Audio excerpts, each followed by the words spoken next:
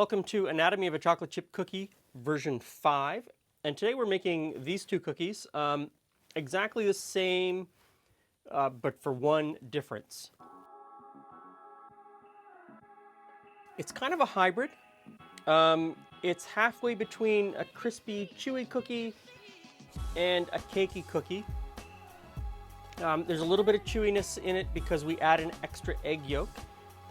And this one has extra chewiness because this one is made with all-purpose flour and this one's made with bread flour. And the bread flour and the extra yolk make it a really interesting hybrid. So this is a pretty basic chocolate chip cookie. For this recipe, you're going to need flour, granulated sugar, brown sugar, butter, vanilla, egg, salt, and baking soda. So I know you want your measurements in cups and teaspoons and tablespoons. All that information is in the recipe, as well as weights and baker's percentage. And with the baker's percentage, you can make this cookie recipe into anything you want super easily. The first step is to weigh the butter right into the mixing bowl. Put the mixing bowl on the stand mixer and start creaming it with the paddle attachment. You just want to get a little bit of air into the butter and make a nice, smooth, homogeneous mixture. Of course, you could do this with a hand blender or a wooden spoon. The amount of mixing that you can do with the hand blender and the wooden spoon will affect the texture of your cookies down the line. Stand mixer really gives you the best texture, I think. Maybe you like it differently. While the butter is having that initial creaming, weigh out the two sugars.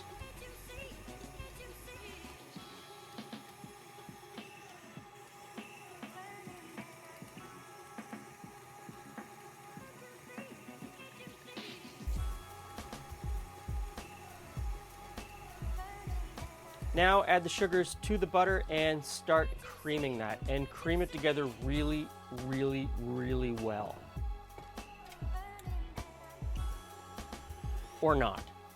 The amount of creaming that you do will affect the final texture of the cookie. The more creaming that you do adds more air into the batter or the dough, and that air sort of insulates the cookie as it cooks. It gives you better structure internally, gives you a cookie with a little bit of height instead of a lot of spread. And so I guess it depends on what you want from your cookie, and you can play with that amount of creaming. I like to cream it really well though.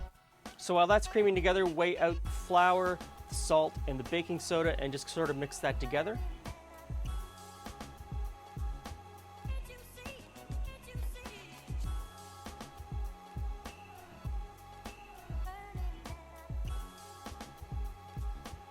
Now, with the mixer still running, add in the vanilla,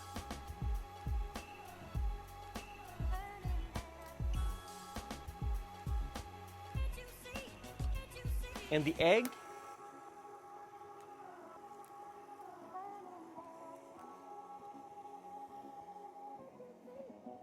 and the extra egg yolk, and then crank that mixer up to high and really get it whipped together and emulsified.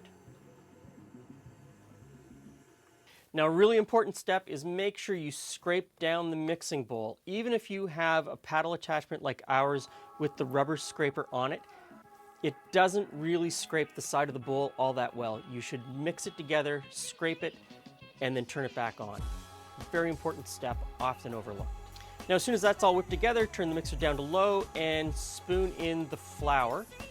And you only want to mix this just until the flour is mixed in. Don't go any further. Don't overmix, because that leads to a really tough cookie. Now, pull it off the stand mixer, and with a rubber spatula, give it a little bit of a mix, and then toss in the chocolate chips and mix those together. And at this point, if your dough is really loose or slack, if it's a really warm day in your kitchen, stick it in the fridge for 15 or 20 minutes and then portion it out. And for portioning, I used a fairly small ice cream scoop. You could use a much larger one if you wanted. Depends what size you want your cookies to be. And of course, a spoon works really well too. Now, I use parchment paper on my baking sheet. I don't know when I started doing that. The cookies never stick. You don't need to put any sort of grease on it or anything like that. You could do it right on the baking sheet. I kind of like the parchment paper though. I'm not really sure why. So at this point, stick it in the oven and bake it. It's going to take 12 to 15 minutes depending on your oven. Once they're done, pull them out and leave them on the baking tray for 2 or 3 minutes just to start cooling down, and then move them to a wire rack to fully cool.